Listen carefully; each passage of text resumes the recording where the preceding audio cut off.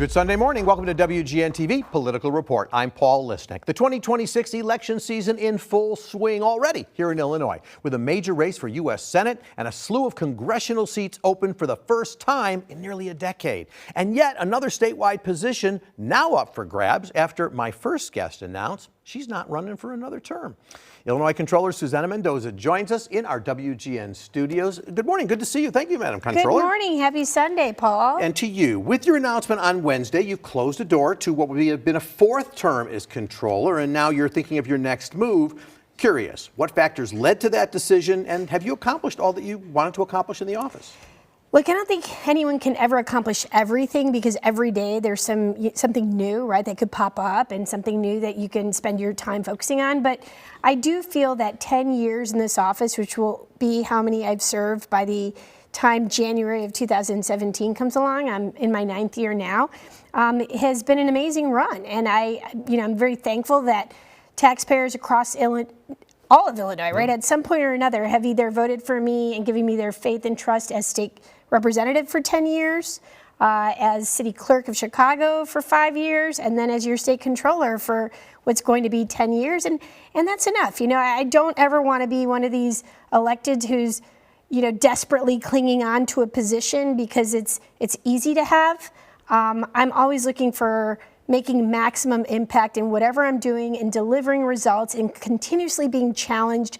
And I've taken on, I think, the most difficult challenges that will ever come before the controller's office. And I'm ready to think about what's that next big challenge. Okay, now, you might have heard some buzz that people think you're going to run for mayor. And, I'm not going to put you on the spot on that today, although you are welcome to announce it. But I know you haven't ruled anything out. I guess my question is, why give up the current job? Most people that would have the opportunity to have a job, run for something else, and you got something to fall back on. If things don't work out, if you make that step, why be unemployed?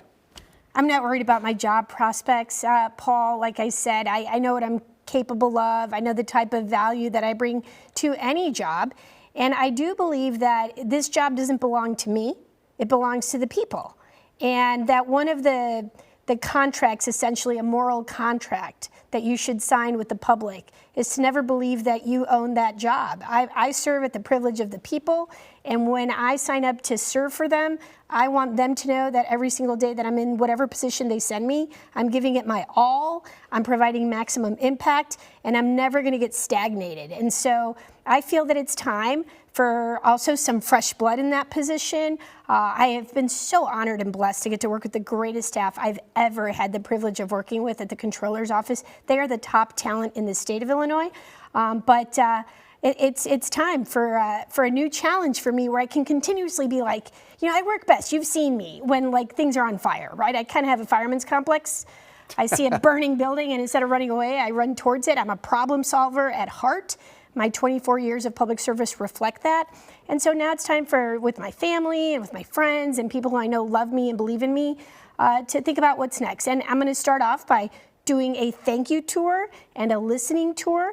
And maybe instead of spending so much time talking, which you've heard me talk so much over the years, I'm going to spend some time listening to what the public has to say and hear them out, what's on their minds, what's in their hearts, and how can I best bring value and maximum impact to whatever their needs are. So I've known you for this entire 24 years, but the role of controller isn't exactly as public as other state positions. So as part of this listening tour and thank you tour around the state and around the city, is it also your opportunity to maybe introduce yourself more to people who might not know Susana Mendoza? Well, I will tell you this, you're always wanting to meet new people in whatever capacity you are. I'm a people person.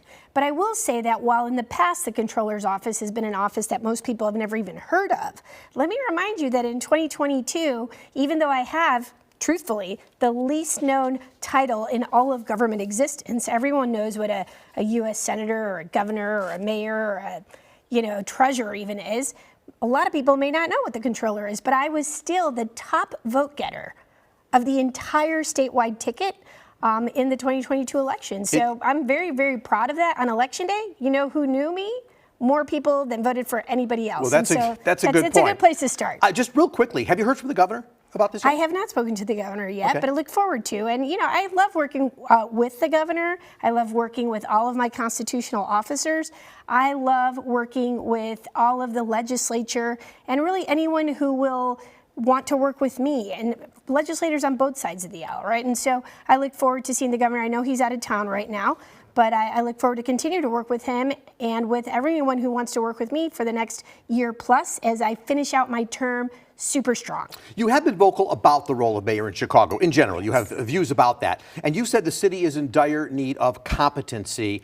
I guess I have to ask you, and I'll first of all, on Wednesday, I'll give you this first. Mayor Johnson, when asked about you running, basically said he doesn't think much of a potential campaign by you. He nodded to a 5th place finish back in 2019. What have you learned since that point? And is he competent in the role he's currently serving in? Well, I believe that you learn much more from failing than from winning continuously, right? And I'll remind you that the very first time I ever ran for office at the ripe old age of 25, I lost my first race. And it didn't break me. I'm not a quitter. My mom and dad certainly didn't raise any kind of a quitter. And so I bounced right back from that. And I think you learn more about yourself and your character when you're faced with failure than with an easy win. And so I'm glad I lost that first race, and it taught me a ton. And I went on to get elected for 6 more terms as a state representative, then the first woman elected city clerk of Chicago, and then the first Hispanic independently elected statewide in the state of Illinois. And yeah, I had a stumble when I ran for mayor in 2019. But it doesn't mean I'm not glad I did it. I'm glad I did because I learned a ton from that. I'll tell you what it did. It humbled me, and it also made me wiser, and it definitely made me stronger. So I didn't put my head down. What did I do? I got right back up. And I became the top vote getter in the state of Illinois and in the city of Chicago in the very next election cycle. And of course, money is your thing. And so I want to ask you about that. Chicago facing more than $1 billion deficit in the upcoming budget season. CPS, its own shortfall as well.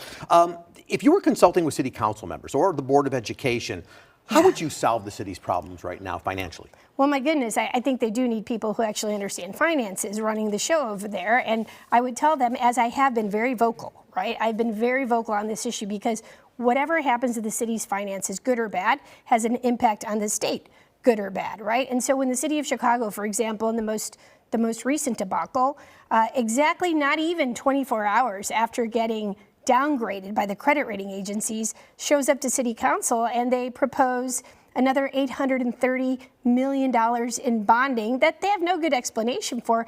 But guess what? Here's how they structured it. The first 2 years, no payments. And the next 20 years are nothing but interest-only bearing payments. Like, it's interest-only payments. It should be criminal. It wasn't. But these are the types of deals that bankrupt the city of Chicago and indebt future generations who had nothing to do with these terrible decisions, but who will be paying the cost. Your grandkids, my kids, my grandkids. Less than a minute left, Yep. But I want to just turn quickly. The city is always concerned about public safety as well. Mayor Johnson pointing out violent crime numbers are down. Your view on how the city can address the violence issues? Well, I think it's such a complicated issue, but number one, we have to hold people accountable, right? I mean, I think the city of Chicago, if you talk to anybody, and trust me, people are always talking to me about this kind of stuff. They're worried about public safety and good schools. They're worried about the fact that we don't see a single crane up in the city of Chicago. Well, to be exact, there's 5. There used to be 65 in 2019, second only to Seattle. And affordability is an issue, but you can't have safe streets, good schools, pro-growth, and affordability if you don't have competent leadership. So in order to solve crime, you have to hold people who are committing crimes accountable. You have to be fair and just, but we also have to be real that it's important to have a safe city. Otherwise, we will not have people wanting to grow, invest, and make our city as competent as it should be. State of Illinois Controller Susana Mendoza, thank you for being with me. I appreciate it. Congratulations on this next move. Thank you so much. We'll follow you on your listening tour. Listen, thank you again to all the Illinois voters who've stood with me and given me their faith and trust. I love you, and I'm not going too far, I promise. All right, they just heard you. Thank you so much. All right, we're going to take our first break. Coming up next on WGN-TV Political Report, how a state senator took advantage of the legislative process to keep a hefty paycheck at his second job. WGN Investigates has that story when we come right back.